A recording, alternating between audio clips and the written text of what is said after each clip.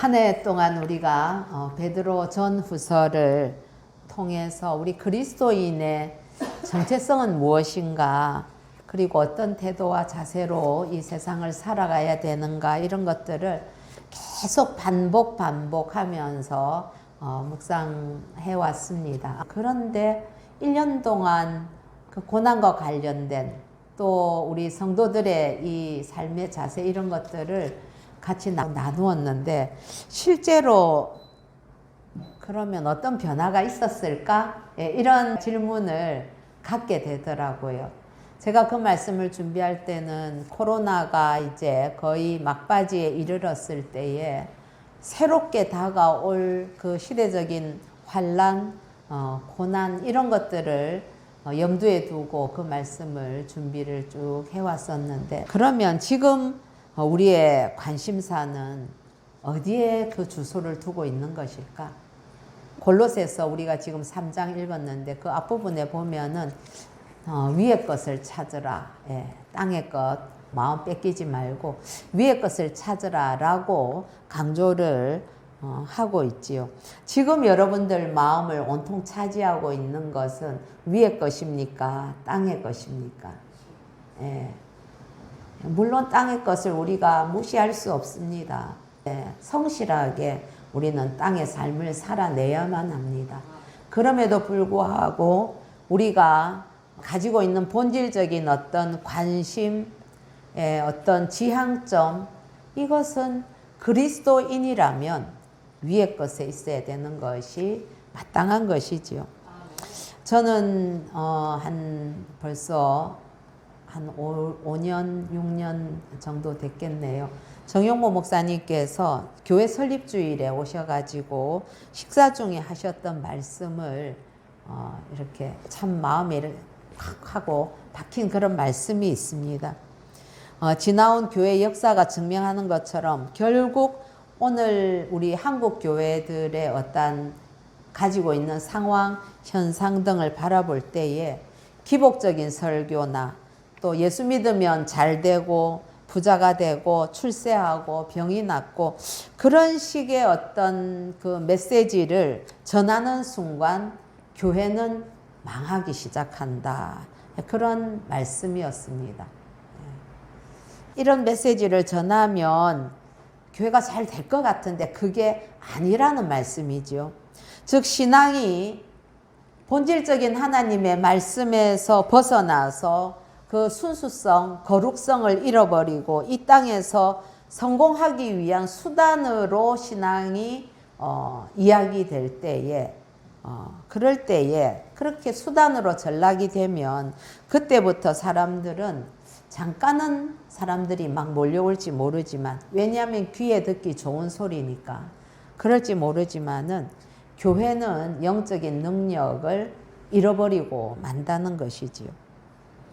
지도 목사님께서도 늘 강단에서 복음이 바르게 증거되어야 된다 하는 것을 강조하시고 저도 늘 그 말씀을 유념하려고 하고 있습니다.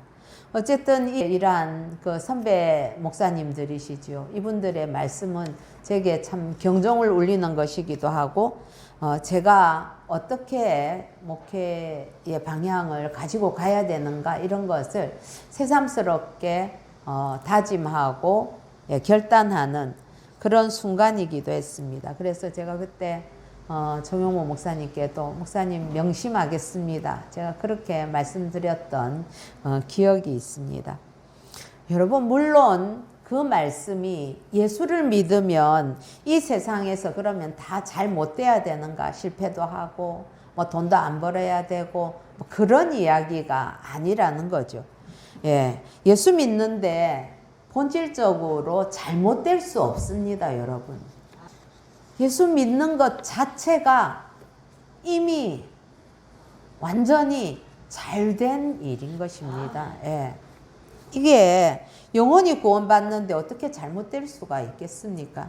우리 가치관의 문제로 볼 수 있는 문제인데, 우리 삶에 있어서 그 우선순위가 바로 되면, 즉 위의 것을 먼저 찾으면, 그리고 새 사람을 입었으면 바로 그런 삶을 살게 되면 그것이 바로 진정한 의미의 성공이다 하는 말씀이지요.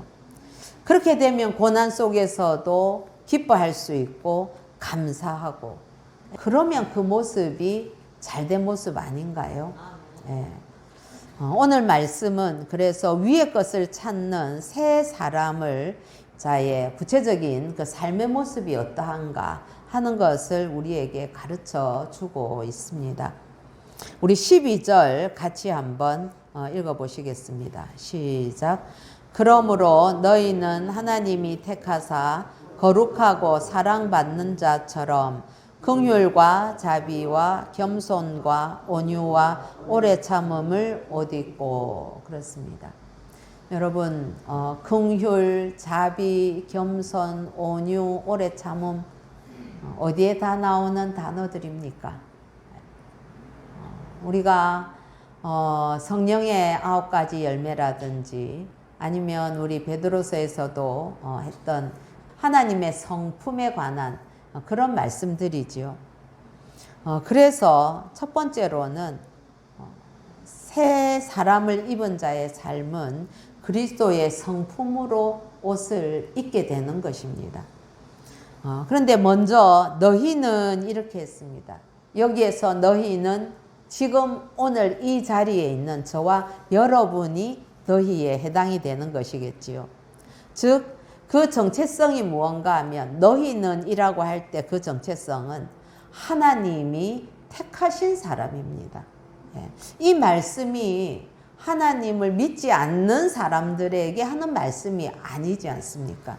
그래서 하나님이 택하사 이렇게 이야기를 하죠. 하나님이 택하신 사람. 여러분, 선택한다는 것은 그걸 전제하고 있지요. 즉 택하는 그 주체가 어떤 의도와 목적을 가지고 있다는 것을 의미하는 것입니다. 택한다. 지금 제가 이거를 택하는 것은 이걸 마시기 위한 것이다. 이런 이제 전제가 있다는 의미입니다. 저와 여러분이 하나님께 택함 받기 위해서 여러분 어떤 자격을 갖추었습니까? 우리가 무슨 신앙의 연륜이 깊다, 믿음이 엄청나다, 그런 어떤 그 자격, 아니면 오랫동안 믿은 집안에서 태어났다, 그런 자격을 갖추었기 때문에 하나님이 우리를 택해 주신 것이 아니지 않습니까? 하나님께서 그분의 뜻 안에서 택하여 주신 것입니다. 우리가 그 뜻을 다 이해할 수 없습니다. 저는 참 그런 질문 많이 했습니다. 하나님, 어쩌자고 저 같은 것을 택하여 주셨습니까? 예수 처음 믿고 아직 신앙이 연약하고 이랬을 때는 택함 받는다 이런 단어가 좀 거부감 저는 들더라고요. 아니 그러면 택함을 교회를 다니고 이러면 하나님을 믿는다면 다 택함 받은 거지. 그러면 택함을 못 받은 사람도 이 세상 그럼 택함 못 받은 저 사람들은 어쩌란 말이냐. 괜히 제 안에서 어떤 거역의 영이 있어서 그런 생각을 한 적도 있었습니다. 그러나 여러분, 택하는 거는 누구 마음이냐? 하나님 마음입니다. 하나님께서 하나님의 그 뜻 안에서 계획을 가지고 택해 주셨지, 내가 하나님 마음에 들게 행동해서 택함을 받은 것이 아니라는 것이지요. 그렇기 때문에 하나님이 택해 주셨으니까 그 다음 단어가 거룩하고 사랑받는 자처럼 이렇게 나옵니다. 하나님께서 하신 것과 관련된 것은 다 거룩한 것이지요. 거룩이라는 것은 구별된다는 의미가 있지요. 즉 하나님께서 택하여서 주셨기 때문에 우리는 하나님 앞에 거룩한 자, 구별된 자가 된 것입니다. 구별되었다는 것은 사랑받는다는 것을 의미하지요. 그걸 증명하는 것과도 같습니다. 하나님께서 구별해서 택하신 것은 바로 저와 여러분을 하나님께서 사랑하시기 때문이라는 것 아니겠습니까? 사랑하는 성도 여러분, 사람이 살면서 내가 누구인지를 알게 되면 그러면 삶의 절반 이상의 모든 문제는 저는 해결되었다고 생각을 합니다. 저는 제 삶에서는 그랬습니다. 내가 누구인가? 여기에 대해서 하나님을 만나니까 내가 누구인가 하는 의문이 확실하게 알게 되었는데 그 문제 해결되니까 정말 날아갈 것 같고 그야말로 보이기 시작하는 것이죠. 그렇습니다, 여러분. 저와 여러분은 어쩌다 우리 부모님들 실수로 재수 없이 이 땅에 태어난 자가 아닙니다. 무신론적 그 실존주의자들은 이런 이야기를 합니다. 우리는 세상에 내던져진 존재이다. 이렇게 이야기를 하거든요.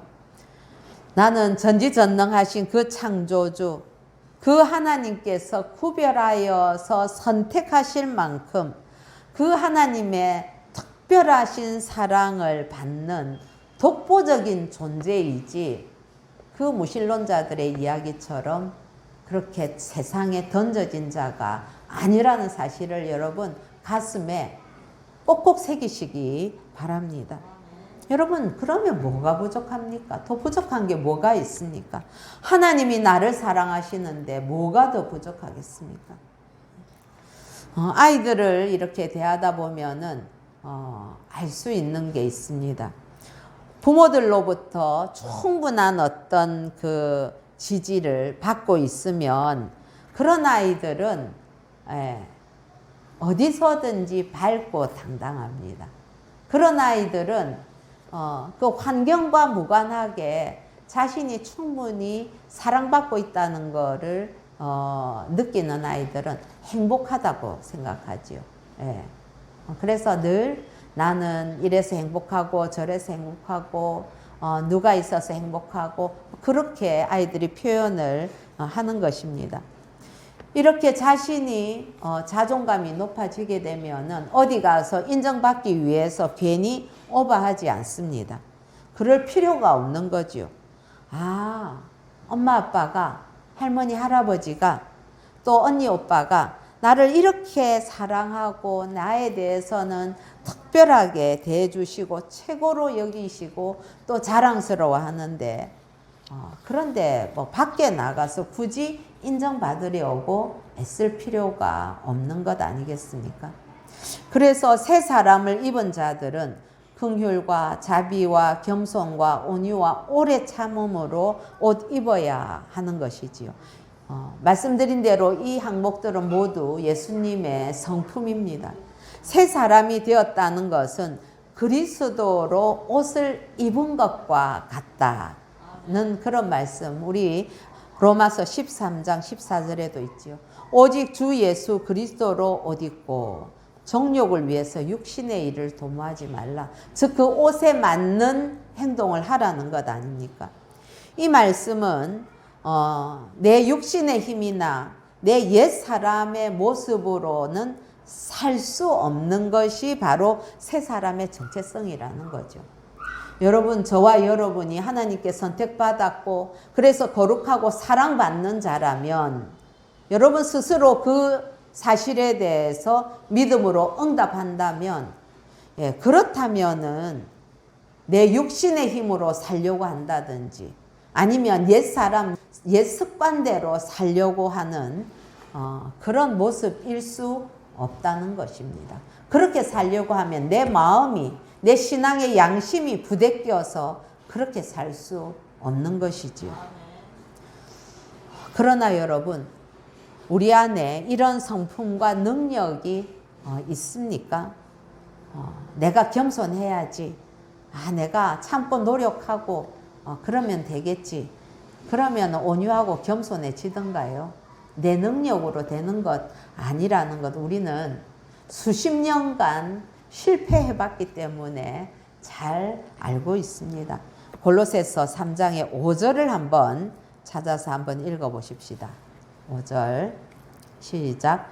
그러므로 땅에 있는 지체를 죽이라. 곧 음란과 부정과 사욕과 악한 정욕과 탐심이니 탐심은 우상 숭배니라. 탐심은 우상 숭배니라. 여기에서 이 우상 숭배는 하나님보다 더 사랑하는 것, 예. 그것이 뭐 갖고자 하는 것이든지 높아지고자 하는 것이든지 뭐 무엇이든지 간에 하나님보다 더 사랑하는 것, 그 욕심, 예, 그거는 우상숭배라고 합니다. 여러분, 우상숭배에서 엄난, 부정, 사욕, 악한 정욕, 탐심 이런 것들이 다 쏟아집니다. 그러나 내 안에 하나님보다 더 사랑하는 그 우상숭배를 멈추면, 하나님을 가장 사랑하게 되면 저절로 긍휼, 자비, 온유 이런 열매들이 열리게 됩니다. 예. 여러분, 예수 그리스도의 그 성령의 9가지 열매들, 예, 그런 것들이 그 예수님이 포도나무에 너희는 가지라고 하면서 붙어 있으면 된다고 했지 않습니까? 가지가 지가 무슨 열매 열라고 무슨 일을 합니까? 막 움직여 봅니까? 그럴 수 없지 않습니까? 그냥 주님께 붙어만 있으면, 예, 그러면 열매가 열리는 것과 같은 이치지요. 우리 13절 같이 한번 읽어보십시다. 시작. 누가 누구에게 불만이 있거든 서로 용납하여 피차 용서하되 주께서 너희를 용서하신 것 같이 너희도 그리하고. 14절. 이 모든 것 위에 사랑을 더하라. 이는 온전하게 매는 띠니라. 아멘. 여기에 보면 서로 용납, 피차 용서, 서로 사랑, 예, 이런 것들이 나오고 있습니다. 여러분, 서로 용납이라는 것은 있는 그대로를 받아들이는 것입니다. 중요한 것은 한 사람만 일방적으로 용납하는 게 아니라 서로 용납하는 것입니다. 예. 그래서 하나님께서는 우리에게 너무 과한 요구하지 않으십니다. 예. 너만 일방적으로 용납해라. 예. 그러면 우리가 그 감당할 수가 있겠습니까? 그러나 공동체 내에서는 서로 용납하라는 것이지요. 내 뜻대로 상대를 고치려고 하지 말고 나와 다르다는 것을 인정하고 받아들여야 되는 것이지요. 이처럼 이렇게 새 사람을 입은 자는 유연합니다. 생각에 있어서. 예. 딱딱하지 않습니다. 자기 것만 고집하지 않습니다. 사랑한다는 것은 상대의 다름을 있는 그대로 받아들이는 것부터 시작을 하는 거죠. 사랑하는 것은 너와 내가 다르다는 것을 인정하는 그 자리에서부터 시작하는 것 아니겠습니까? 그래서 부모 자식 간에, 부부 간에, 성도 간에 사랑한다면 먼저 서로 용납하는 것부터 시작을 해야 합니다. 나를 지으신 하나님마저도 여러분 저를 억지로 뜯어 고치려고 하지 않으시고 우리 있는 그대로를 받아주십니다. 네. 저는 이 사실을 생각할 때마다 참 하나님께서 우리를 향해서 얼마나 극진한 사랑과 그리고 인격적인 사랑을 해주시는지 늘 감탄하게 됩니다. 하나님도 나를 하나님께서 하나님 뜻대로 막 제 원래 가지고 있는 기질을 다 뜯어 고쳐가지고 성격 바꾸거나 그렇게 하지 않습니다. 있는 그대로 사용해 주시는 거죠. 하물며 우리가 형제들을 향해서 서로 용납하는 것이 마땅하지 않겠습니까? 나아가서 우리는 피차 용서해야 합니다. 용서는 내게 아픔을 준 것이나 사람에 대해서 보다 능동적으로 사랑하는 행위가 용서하는 것입니다. 때로는 그래서 그냥 사랑하는 것, 예, 거기는 할 수 있어. 근데 나한테 잘못한 거 용서하는 거, 그건 참 힘들다는 것을 여러분들께서는 아마 체험을 하셨을 것입니다. 먼저 다가가서 용서해 주는 것. 그래서 이게 더 능동적이라는 거죠. 나한테 용서해 달라고 빌러 오는 거 한번 두고 보자. 그렇게 하면서 빌러 오면 그제서 마지 못해서 큰 인심 쓰듯이 용서하는 거. 그거 용서 아닙니다, 여러분.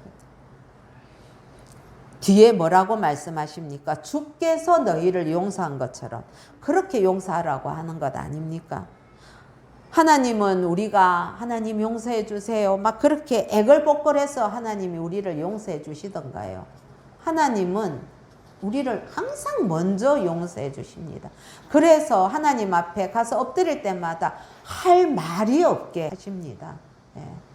여러분, 먼저 인간의 몸을 입고 이 땅에 오셔서 굳이 십자가를 지시면서 보혈을 다 쏟으시면서 그렇게 우리를 용서하셨습니다. 그렇기 때문에 우리가 주 안에서 한 형제라면 피차 누가 누구를 용서하고 말고 이럴 처지가 우리가 아닙니다, 여러분. 하나님이 용서해 주셨는데, 하나님이 나만 용서하셨습니까? 상대도 용서해 주셨는데 내가 무슨 권리로 상대를 용서를 못합니까? 우리는 사실은 누구를 용서해 줄 자격은 사실은 없지요. 내 죄를 다 뒤집어 쓰고 대신 죽어주신 그 예수님의 용서를 입은 자가 바로 나인데, 누가 누구에게 너는 맞고 너는 틀리고 시시비비를 가릴 처지가 우리가 못 되는 것입니다. 그냥 나를 좀 아프게 했지만은 피차에 서로가 다 우리는 부족하고 공사 중이다, 그렇게 생각하시고 용서하시기 바랍니다. 그리고 이 모든 것 위에 사랑을 더합시다. 오늘 말씀해 보니까 이 모든 것 위에 사랑을 더하라고 했습니다. 용납하고 용서하는 것은 사랑 없이는 사실 불가능한 것이지요. 그래서 사랑을 하게 되면 마땅히 용납하게 되고 용서하게 됩니다. 새 사람을 입은 자의 두 번째 모습은 그리스도의 평강 안에 거하는 것입니다. 우리 15절 같이 한번 읽어보십시다. 시작. 그리스도의 평강이 너희 마음을 주장하게 하라. 너희는 평강을 위하여 한 몸으로 부르심을 받았나니 너희는 또한 감사하는 자가 되라. 아멘. 그렇습니다. 위의 것을 찾는 자, 새 사람을 입은 자는 그리스도의 평강 안에 거하는 자입니다. 그리스도께서 그와 연합한 자들에게 전해주시는 평강이지요. 여러분, 요한복음 14장 27절에 예수님께서 그렇게 말씀하셨습니다. 평안을 너희에게 끼치노니 곧 나의 평안을 너희에게 주노라. 내가 너희에게 주는 것은 세상이 주는 것과 같지 아니하니라. 너희는 마음에 근심하지도 말고 두려워하지도 말라. 로마서 5장 1절은 그러므로 우리가 믿음으로 의롭다 하심을 받았으니 우리 주 예수 그리스도로 말미암아 하나님과 화평을 누리자, 그렇게 말씀하셨습니다. 여러분, 예수님께서 연합한 자들에게 그렇게 주시는 그 평강은 몸에서 일어나는 다툼들을 중재한다는 가지고 있습니다. 그래서 평화 이런 것은 불화를 중재하는, 화목하게 하는 것, 이런 의미를 가지고 있는 것 아니겠습니까? 헬라어로는 에이레네라는 그런 단어이지요. 그래서 이 에이레네라는 단어는 평화, 하나됨, 고요함, 안식, 번영, 이런 단어들을 다 포함하고 있는 것이죠. 그래서 평강과 감사는 함께 가게 되어 있습니다. 평화롭고 고요함 속에 잘 사는 것, 그것이 평안하다는 것 의미하지요. 그런데 여러분, 그 평화는 하나가 될 때에, 즉 하나님과 하나 될 때에 이루어진다는 사실을 우리는 기억해야 됩니다. 그렇습니다. 하나님과 내 마음이 하나 되지 않을 때 내 마음에 평안이 없습니다. 하나님과 불화하고 있어서는 내 마음의 평강이 찾아들 수 없는 것입니다. 하나님을 진심으로 사랑하고 감사할 때에 그 하나됨의 평강을 누릴 수 있는 것입니다. 그래서 감사는 평화의 창고를 여는 열쇠다, 그런 말이 있더라고요. 참 멋진 말이죠. 감사는 평화의 창고를 여는 열쇠. 여러분, 만약 평안을 누리고 싶다면 감사하시기 바랍니다. 그렇습니다. 새 사람의 삶의 모습은 평안이지요. 그런데 그 평안은 환경이 달라졌기 때문에 평안합니까? 아니면 내게 있던 그 고난이 딱 해결이 됐기 때문에 평안한 것입니까? 그렇지 않습니다. 주님이 주시는 평안은 하늘 평안입니다. 예, 하늘 평안입니다. 물론 땅의 평안도 내 모든 어려운 문제들 해결되면 우리가 한숨을 쉬면서 이제 좀 살만하다, 우리 평안을 느끼기도 하지요. 그러나 본질적으로 우리 주께서 우리에게 주시는 평안은 하늘의 평안입니다. 이 땅에 살지만 하나님 나라, 즉 하늘나라 백성이기 때문에 하늘나라 백성들 많이 누릴 수 있는 그런 질적으로 비교할 수 없는 귀한 평안이라는 것이지요. 내가 주 안에 있고 주님이 내 안에 계시기 때문에 내 환경 변화되지 않았고 내 상황 해결된 것 없지만은 그 모든 것들을 초월해서 평강을 누릴 수 있는 것이 바로 새 사람이 누리는 평안입니다. 그래서 여러분, 새 사람을 입은 자들은 작은 일에 큰 무슨 일이라도 일어난 것처럼 아이고 큰일 났다 하면서 요동하지 않습니다. 두려움이 물러가고 근심이 물러갑니다.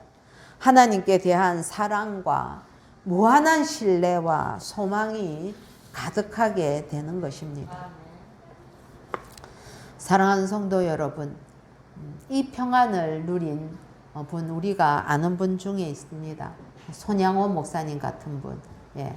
그분이 우리가 옛날에 이 애양원에도 가보지 않았습니까? 거기에 보니까 손 목사님이 하나님 앞에 감사 헌금을 드린 그 봉투가 애양원에 있었는데 거기에 보니까 두 아들을 순교하게 해주셔서 감사하다고 그 감사 헌금 봉투를 드렸더라고요. 네. 이게 평강인 거죠. 하늘이 주는 평강. 그런데 그 안에 무려 얼마가 들어있었느냐? 80만 원이 들어있었습니다. 그 당시에 목사님의 한 달 사례비가 얼마인가? 80원이었습니다. 예. 지금으로 말하면 한 달에 80만 원씩 사례비 받는 분이 1억을 헌금했다는 것입니다. 자기의 모든 재산을 다 드렸다는 거죠. 그게 왜? 자기 아들 둘이 공산당에 신앙 지키다가 그렇게 순교했다고. 그게 너무 감당할 수 없다고. 하나도 아니고 둘이 그렇게 했다고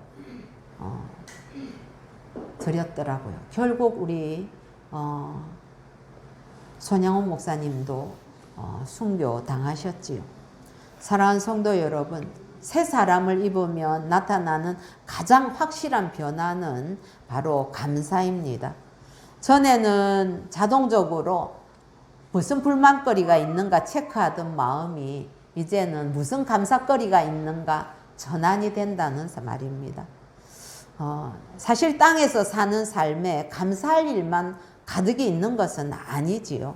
세상 돌아가는 거 보면 답답하고 불만스러울 때도 많이 있습니다. 그런데 성경은 우리에게 명확히 말씀하십니다. 범사에 감사하라. 이것이 그리스도 예수 안에서 너희를 향하신 하나님의 뜻이니라. 그러니까 여기에는 이유를 달 수가 없는 겁니다. 조건을 따라서 감사하는 그런 땅에 속한 사람은 범사에 감사할 수가 없습니다. 그러나 조건을 초월하는 하늘에 속한 사람은 범사에 감사할 수 있는 것이죠. 예, 내가 손해를 봐도 감사, 내가 아파도 감사, 내가 엄청난 고통을 당해도 자녀를 잃어도 사업이 망해도 그 가운데에서 하나님의 사람은 감사할 거리를 습관적으로 찾게 되어 있습니다. 잠시 잠깐은 낙심할 수도 있겠죠. 그러나 금방 새 힘을 얻어서 그 속에서도 감사거리를 찾게 되어 있는 것입니다. 그래서 하늘에 속한 사람은 무조건적인 감사를 해야 되는 것이지요. 습관적으로, 의지적으로, 적극적으로 감사해야 됩니다. 그래서 여러분, 감사는 습관이더라고요. 정말 하늘나라 백성, 하나님 나라의 백성의 습관입니다. 죽음을 앞두고 감사할 수 있는 자들이 그리스도인들 말고 누가 있겠습니까? 그렇게 감사할 수 있는 이유가 바로 성도에게 죽음은 영생으로 가는 새로운 문이기 때문에 그렇습니다. 예, 죽음이 끝이 아니라는 것을 우리는 너무 명확하게 알고 있고 그 너머에 하나님과의 영생의 삶이 있다는 것을 믿는 자는 거기에 대한 두려움을 초월할 수 있는 것이지요. 로마서 8장 28절에 보면 우리가 알거니와 하나님을 사랑하는 자 곧 그의 뜻대로 부르심을 입은 자들에게는 모든 것이 합력하여 선을 이루느니라. 그렇게 이야기를 하는데 부르심을 입은 자들이 바로 오늘 말씀에 하나님이 택하사 거룩하고 사랑을 받는 자가 아니겠습니까? 그러니 어떻게 감사가 넘치지 않을 수가 있겠습니까? 사랑하는 성도 여러분, 여러분들 지금 마음과 입술에서 감사가 넘칩니까? 아니면 불평이 넘칩니까? 위의 것을 찾고 새 사람을 입은 자라면 그리고 그러한 공동체라면 주 예수의 이름을 힘입어서 감사가 넘치게 될 것입니다. 감사하지 못한다는 것은 사단의 방해를 받고 있다는 의미이기도 하죠. 쉬운 일이 아닙니다. 사단은 우리가 감사하는 꼴을 못 봅니다. 그래서 자꾸 옆에서 찌릅니다. 그렇기 때문에 자동으로 감사로 돌아가게끔 연습해야 되는 것이죠. 그래서 외양간 소가 없고 소출이 없어도 하나님께 감사할 수 있는 것이고 이 참된 사랑은 조건이 아니라 그 사랑 자체가 감사의 제목이 되는 것입니다. 그래서 우리가 내 남편이 내 아내가 여러 가지로 결함이 있다 할지라도 그냥 내가 이렇게 해서 저렇게 해서 그래서 사랑하고 감사하는 것이 아니라 무조건 부족해도 감사 이 사람 자체를 내 옆에 두신 것에 우리는 감사해야 되는 거죠. 공동체 안에서도 마찬가지입니다. 여러분 다 성격 다르고 지나온 삶의 이력이 다른데 뭐 나하고 다 마음 맞출 수 있겠습니까? 그럼에도 불구하고 내 마음에는 안 들지만은 그래도 하나님이 이 지체를 우리 공동체 안에 한 일원으로 우리 곁에 내 곁에 두신 것은 그 사람 자체로 감사하라고 두신 것을 우리는 잊지 말아야 하겠습니다. 보통 이렇게 우리들은 눈에 보이는 능력들을 늘 찾아보게 됩니다. 그러나 보이는 능력을 우선시하게 되면은 실수를 하게 되지요. 근데 사람을 감동시키는 것은 눈에 보이는 능력이 사람을 감동시키는 것이 아니라 그 이면에 있는 신실한 태도를 보일 때 우리는 보통 감동을 하게 됩니다. 여러분 하나님이 그래서 우리의 뛰어난 능력을 보고 감동을 하시지 않습니다. 우리 능력으로 말하면 우리가 하나님 앞에 명함 한 장도 낼 수 있는 자들입니까? 아니지 않습니까? 그럼에도 불구하고 하나님이 우리를 인해서 기뻐하시고 하는 것은 우리의 그 신실한 태도, 사랑하는 마음, 순전한 믿음 이런 것들을 보고 하나님께서 감동을 하시더라고요. 여러분 우리가 이것을 잊어서는 안 됩니다. 하나님께서 우리에게 매번 우리 인생의 이 수십 년 기간을 하나도 남김없이 다 아시지만 우리에게 그 매 순간을 지적하시면서 너는 이거 잘했고 이때는 못했고 그렇게 하시지 않습니다. 하나님은 그 수많은 순간들 중에서 어느 한 순간에 내가 하나님 앞에 순전한 마음으로 고백하고 하나님을 사랑하고 또 순종하고 했던 그 순간을 기억하시고 나머지 속썩인 순간들을 다 잊어버려 주시더라고요. 우리가 그 힘으로 하나님 앞에서 살고 있는 것 아니겠습니까? 우리가 자녀들 앞에서 어떻게 우리가 하나님의 거룩함을 드러내고 있는지 살펴보십시다. 눈에 보이는 모습으로 그리고 참 거칠애로 그렇게 거룩한 척 하는 것인지 아니면 이면에서는 끊임없이 하나님 앞에 불평불만하는 모습을 자녀들에게 보여주는 것인지 우리 돌아봐야만 합니다. 늘 하나님 앞에 감사하고 우리가 변화된 모습을 사랑으로 섬기고 이거 자녀들에게 보여주면 자녀들은 부모를 존경하지 말라고 해도 존경할 수밖에 없는 것이지요. 그래서 일상 속에서 우리가 거룩함을 드러내는 것, 그것이 바로 용납하고 용서하는 것입니다. 마지막으로 우리 16절, 17절 한번 읽어봅시다. 시작. 그리스도의 말씀이 너희 속에 풍성히 거하여 모든 지혜로 피차 가르치며 권면하고 시와 찬송과 신령한 노래를 부르며 감사하는 마음으로 하나님을 찬양하고 또 무엇을 하든지 말에나 일에나 다 주 예수의 이름으로 하고 그를 힘입어 하나님 아버지께 감사하라. 예. 세 번째, 이 새 사람을 입은 자는 말씀 속에 거하는 모습을 보이게 됩니다. 예. 하나님의 말씀을 믿고 사랑하게 됩니다. 여러분, 이 말씀은 우리 모든 공동체를 향해서 하는 말씀입니다. 새생명교회 우리 공동체에 무엇보다도 그리스도의 말씀이 풍성히 거하기를 소원합니다. 그래서 피차 가르치고 권면도 하고, 권면할 때 뭘로 권면합니까? 세상의 경험으로 하나님의 말씀으로 권면해야 됩니다. 시와 찬송과 신령한 노래, 이거 다 하나님의 말씀을 의미하는 겁니다. 모이면 하나님을 찬양하십시다. 다른 것보다도 모이면 우리가 기쁨과 감사로 예배드리는 그런 공동체가 되기를 간절히 소원합니다. 찬양은 하나님의 생명으로 우리 자신을 채우는 것입니다. 그래서 여러분, 교회 오시면 만나서 세상 이야기하는 것보다 하나님을 찬양하면서 그동안 하나님께서 내게 어떤 은혜를 베푸셨는가, 그런 것들을 나누는 공동체가 되어야 할 것입니다. 오늘 마치고 나면 식사한 후에 우리 또 한 달에 한 번씩 목장 모임을 갖게 됩니다. 이 목장 모임 때에 우리가 나누기 위한 것인데, 이 교제가 왜 중요한가? 여기에서 하나님의 말씀을 가지고 그 말씀에 근거해서 신앙적인 교제를 나누라고 목장 모임 하는 겁니다.